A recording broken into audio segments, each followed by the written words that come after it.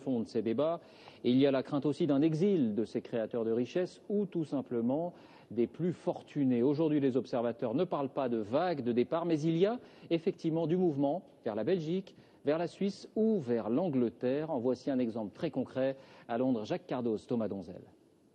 C'est dans l'un de ces nouveaux quartiers de Londres qu'il s'est installé. Un quartier neuf comme une nouvelle vie qui s'annonce. Pour ce musicien chef d'entreprise, il fallait faire vite. L'essentiel était de quitter la France et sa fiscalité.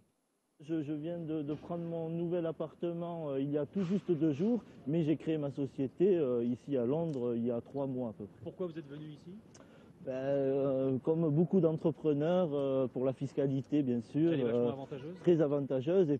Fred Carato est saxophoniste pour les plus grands DJ du monde, David Guetta ou Laurent Wolf. Il fait 150 concerts par an, réalise environ 300 000 € de chiffre d'affaires.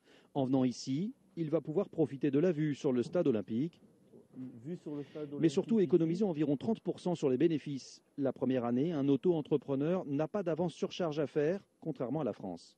Ce qui m'avait déçu déjà, c'est que j'avais même pas commencé à travailler. Je venais juste de créer ma société, une SARL à associé unique en France. Déjà, j'avais reçu le RSI, le régime social des indépendants, les impôts à payer, alors que j'avais pas commencé à travailler. Alors déjà, ça vous décourage à ce niveau-là. En Grande-Bretagne, un auto-entrepreneur ne paye ses impôts qu'à la fin de la première année, à un taux de 20%, donc moins élevé qu'en France. Et ce n'est pas tout, car Fred Carato produit et engendre également des royalties. Et là aussi, la fiscalité sera moins forte en Angleterre. Sur mon nouveau single, qui sort prochainement, sur 3 € en tant que producteur, ici avec ma société anglaise, je vais en gagner 2,80 € dans ma poche. Alors qu'en France, bien sûr, j'en aurais gagné que 1,50 €.